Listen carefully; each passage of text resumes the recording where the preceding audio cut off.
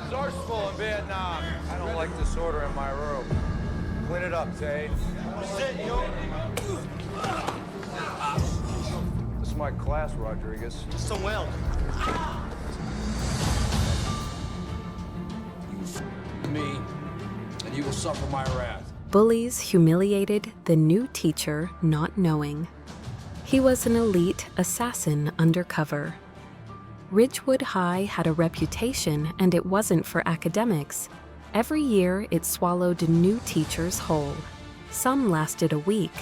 Others left mid-class, and room 207? That was the worst of them all. This week, they were getting a new teacher, Mr. Kane, mid-40s, plain clothes, no smile. Just a briefcase and eyes that scanned the room like he'd been here before. The students laughed. Another victim. They had no idea.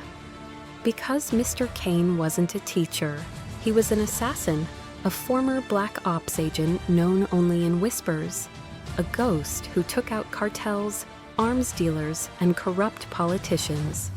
And then one day, he vanished, gone, off-grid, until now. This wasn't just a man with a past. This was a man hiding from it. He came to Ridgewood to disappear. But what he didn't know was some monsters wake up when poked. And these bullies? They were about to learn that the quietest man in the room is usually the most dangerous. Day 1. Kane walked in, chalk in one hand, silence in the other. He wrote on the board, back turned. The moment he did, a spitball hit the wall next to him. Laughter. He didn't flinch. "Yo, old man," Bryce Walker smirked. "You allergic to speaking or just stupid?" Kane turned, calm, measured. "Sit down," he said quietly.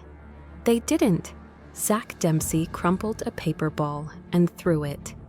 It hit Kane's chest. Still, no reaction.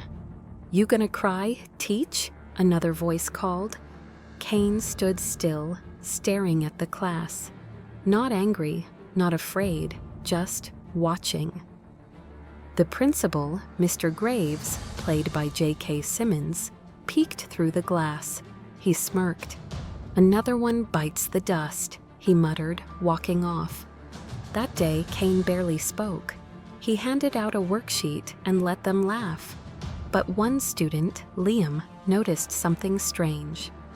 When a chair scraped loudly, Kane turned instantly, eyes sharp like a soldier. When Bryce tried to sneak up behind him with a Sharpie, Kane sidestepped without looking, like he saw it coming. "Who the hell is this guy?" Liam whispered to himself. But the others didn't care. To them, Kane was just another punching bag. By the end of the week, they'd drawn on his car windows, stuck gum in his coffee, locked him in the supply closet. And Kane? He didn't report it. He didn't react. But that weekend, he opened a locked metal case under his bed. Inside, a silenced pistol, a watch, a knife, and a small photograph of a woman and a child. He stared at it and just said, "Not again." Afghanistan, Venezuela, Montenegro, places no one talks about.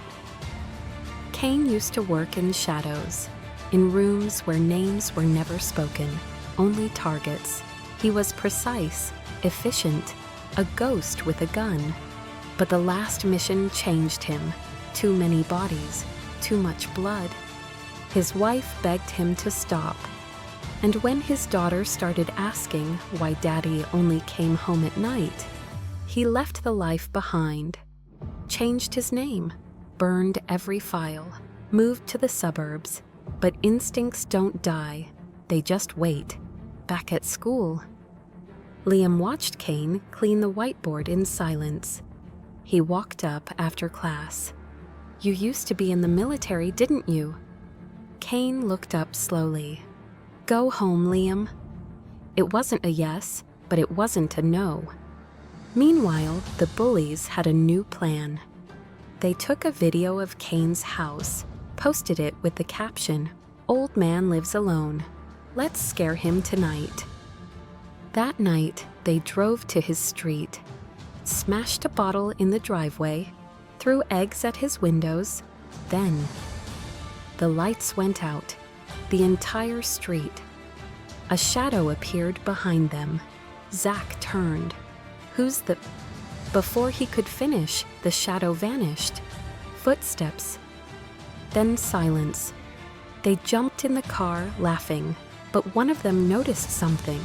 A phone on the hood of the car recording them. And it wasn't theirs. Monday. The class sat waiting. Kane didn't show up. 10 minutes passed, 20. Then the door opened, but it wasn't Mr. Kane. It was Principal Graves. "Mr. Kane has taken a temporary leave. There will be a substitute." The students grinned. They'd won, but across town, Mr. Kane was watching something. He zoomed in, saw license plates, faces, laughter. He opened a laptop, typed a few commands, encrypted facial scans, cross-matching IDs. He didn't need to hurt them. He needed to remind them who they were messing with. Next day, something changed. Zach found his Instagram deleted. Bryce's dad got a call from his parole officer about a vandalism report. One by one, their secrets started leaking. School cameras mysteriously showed footage of them cheating on tests, skipping class, selling vapes behind the gym. And still, no sign of Kane. Until Friday. They entered class. Lights were off, board was empty. Then the projector lit up. Footage of them, egging his house, laughing, zoomed in, clear as day.